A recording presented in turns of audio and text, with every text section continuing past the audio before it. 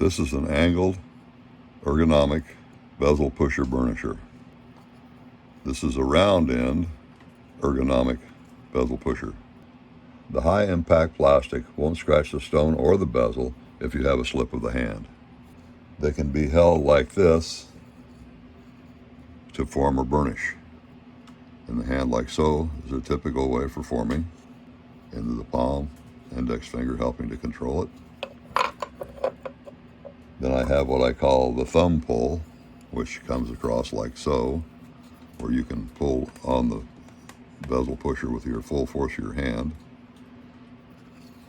And then I have what I call the thumb burnish, where you use this side to burnish around the edge of the bezel. It would be an angle similar to this. And then the pushing would be similar to this. This is the rotating mount with Thermo-Loc mounting plastic, a low temperature melting plastic used to hold the pendant to the mount. Attaching the workpiece to the rotating mount is done by heating the Thermo-Loc with a heat gun or hairdryer. Heat evenly until you start to get a shine on the Thermo-Loc, then press the assembled workpiece evenly into the Thermo-Loc.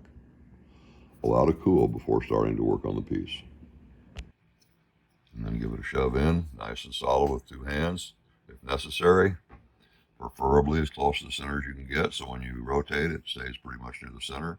Now we got to let it cool. Here's how I like to close and burnish. To close, apply down pressure to the stone the entire time you're performing the process. I like the 45-degree angle when pushing and only on the top edge of the bezel. I find pushing near the base causes dents. I'll start by pressing at 12 o'clock. Then I will go to 6 o'clock. Always only on the bezel itself. Then I will go to 3 o'clock and 9 o'clock. Next, I will work around the bezel with the pusher in the same position, working in between the previous spots we pushed down, hopefully across from each other.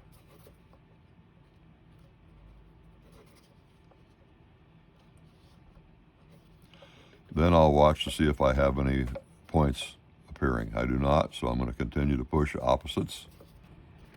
I'm starting to get a point up here. I need to close it now. Another point over here, close it now. Another point over here, close it now.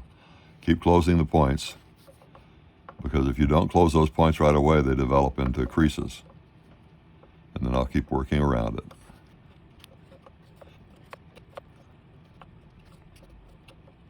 Some folks like to go more sideways, but when you do, you got to be careful that you're not hitting down below. This will give you a larger area that you're pushing on with maybe not quite as much pressure in any individual area, and that's basically what I call the horizontal push. Oh, look, we're developing a point there. I better get rid of that and keep it out of there, or I'm going to have myself a real problem at some point. All right, so now I'm going to go ahead and make sure it's been pushed all the way around, 45 degrees everywhere. I'm going to do it with my horizontal push. You can always push down and keep your finger here so that you don't slide across if you're really worried about it. Once we think we have it closed all the way around, then I'm going to do what I call the chasing the wave, where I'll go around a couple times just to make sure it's closed. And this would be a good place to start with the roller burnisher. Now I can put my finger right on it and push against it to keep me from sliding up or down. Right on the edge again. And see, when I slipped off there, I didn't damage anything because of the plastic.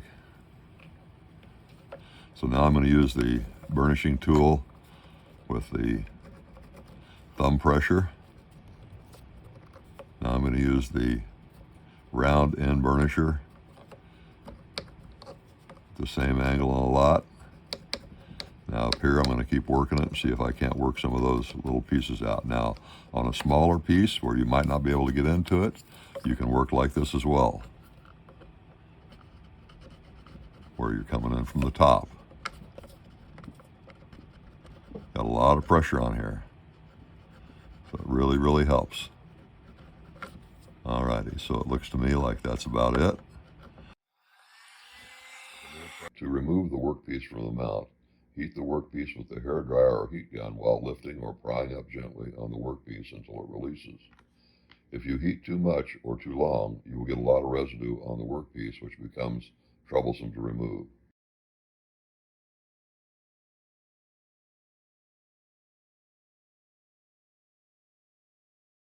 So here's a piece of the Thermo-Loc. We're going to get it in the hot water. We'll let it soften up considerably. All right, I'm going to pull out of there now. Try not to get it stuck to my tweezers. As soon as it's hot enough to touch, I'll make it into a ball. Pretty much like a ball. Let's make a disc out of it. Get it out the shape of a disc a little bit better. Okay, so now that I've got it the size that I want, I need to heat up my mount until it gets too hot to touch. Then I'm going to flip this piece over, get it shiny,